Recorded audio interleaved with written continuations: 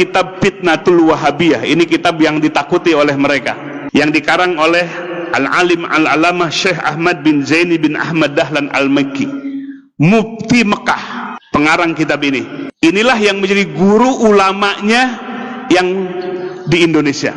Murid-murid beliau diantaranya pertama adalah Syekh Khalil Al-Bangkalani dari Madura, murid beliau. Yang kedua adalah Syekh Ahmad Khatib Al-Minangkabawi dari Minangkabau, Sumatera Barat, murid dari Syekh Ahmad bin Zaini bin Ahmad Dahlan. Yang ketiga adalah Syekh Nawawi Al-Bantani dari Banten. Dan banyak murid-murid yang lain, murid-murid beliau yang jadi ulama di Indonesia. Nah, beliau dalam kitab ini disebutkan, Bapak Ibu sekalian, beliau hidup di abad ke-13 Hijriah, menyaksikan langsung. Beliau mufti Mekah bermadhab Syafi'i. Beliau menjelaskan dalam kitab ini dari sisi tarikh dan sejarahnya beserta ajaran dari Wahabinya. Dari sisi kesejarahannya, Bapak Ibu sekalian, bahwa Muhammad bin Abdul Wahab ini sudah diprediksi oleh ayahnya sebagai mufti, oleh saudaranya dan kibarul ulama pembesar, bahwa orang ini akan menyebarkan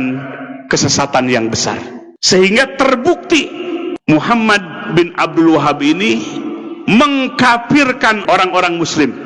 Wa tusila bizalika ila takfiril mukminin. Jadi mengkafirkan orang-orang yang beriman. Maka selain daripada yang mengikuti mazhabnya adalah musyrikin, itu pandangannya. Sehingga Bapak Ibu sekalian, pertama, faza'ama ana ziyarata qabrin Nabi SAW, sesungguhnya dia menyangka berziarah ke kuburan Nabi, wa tawassuli bihi, bertawassul dengannya, wabil anbiya, dan kepada para nabi, wal aulia, dan kepada wali, wasolihin, dan orang-orang soleh, wajiyaroti kuburihim, dan menziarahi kubur mereka, syirkun syirik. Jadi kita ziarah ke Wali Songo syirik, bertawasul syirik, yang suka tawasulan. Wa anna nidaan Nabi sallallahu alaihi wasallam inda tawasul, menyebut Nabi, ya, nida kepada Nabi, memanggil Nabi dalam tawasul, syirkun syirik. Dulu Muhammad bin Abdul Wahab ini bekerja sama dengan seorang amir di mana? Di daerah Diryah. Ya, Diryah itu di sekarang Saudi Arabia, di Najd. Ya, bekerja sama dengan seorang amir Ad-Diryah, namanya adalah Muhammad bin Saud, sehingga negaranya sekarang disebut Saudi Arabia.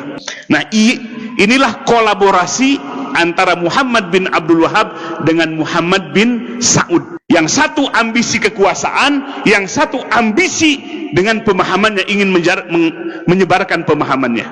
Sehingga di dalam sejarah, ke dalam kitab Fitnatul Wahabiyah ini, jumlahnya tidak terhitung yang dibunuh oleh pemahaman ini, dengan jumlah yang sangat banyak, karena memadukan kolaborasi antara penguasa dengan orang yang menyebarkan madhab Wahabi ini. Jumlahnya tidak bisa dihitung. Di Taif, di Jeddah, di Mekah, banyak manusia yang meninggal. Bahkan terakhir, Bapak Ibu sekalian, ketika merebut Hijaz Mekah dan Madinah, mereka menggunakan senjata Inggris untuk membunuh kaum muslimin. Dalam kitab ini, dan banyak kitab-kitab yang lainnya. Maka disebutkan dalam kitab ini, musibah terbesar yang menimpa umat Islam sepanjang sejarah umat Islam adalah fitnahnya Wahabi ini. Maka sekarang, Bapak Ibu sekalian, mereka ganti kulit, nggak mau disebut Wahabi, maunya disebut Salafi. Padahal paham yang mereka pelajari dan kitab-kitab inilah yang mereka pelajari semua. Jadi Bapak Ibu sekalian, ini sungguh memprihatinkan. Kenapa? Karena mereka menggunakan pemahaman seperti ini, pemahaman yang merusak, yang membelah-belah kekuatan umat Islam, yang memecah belah kaum muslimin. Kaum muslimin disebut orang musyrik, bahkan lebih syirik dibandingkan dengan Abu Jahal dan Abu Lahab. Sungguh kejam, Bapak Ibu sekalian, paham ini. Bagaimana kalau anak-anak kita mesantren di tempat itu melahirkan orang-orang yang kasar, yang radikal seperti itu?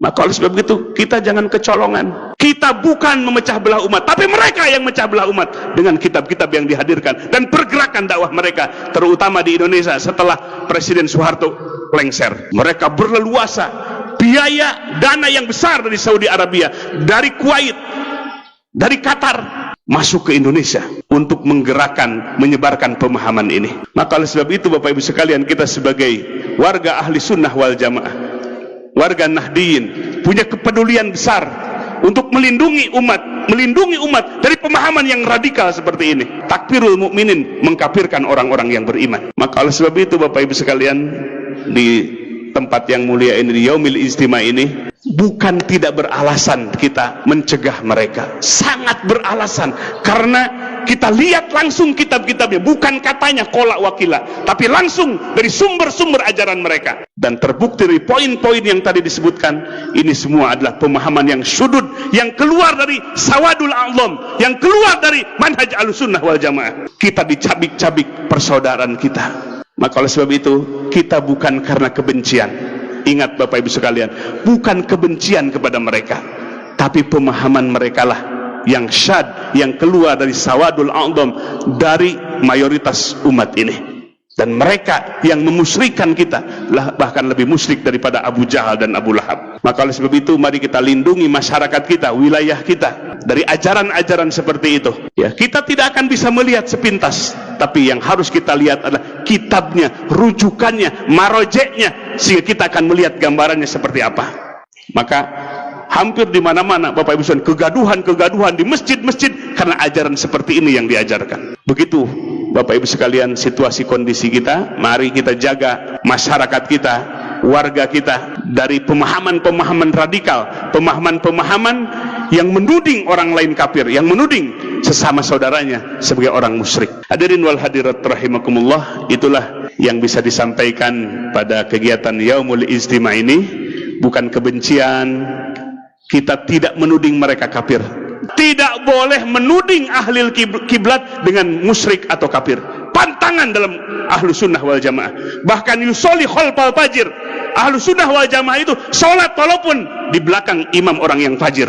Menunjukkan al-jamaah, kebersamaan yang harus kita kedepankan, bukan memecah belah. Itulah sifat dari Ahlussunnah wal Jamaah. Tapi sifat-sifat yang ada dalam pemahaman kitab Wahabi ini adalah sifat-sifat memponis. Ayat yang diturunkan kepada orang kafir dan musyrikin malah dipakai kepada sesama, kepada orang yang beriman. Ini adalah karena tidak menggunakan kaidah tafsir, merujuk Quran dan Sunnah tanpa menggunakan kaidah-kaidah yang benar yang ditetapkan oleh para ulama. Mudah-mudahan Bapak Ibu sekalian, Allah jaga lingkungan kita, Allah jaga masyarakat kita dari pemahaman yang menghancurkan ukhuwah persaudaraan kita.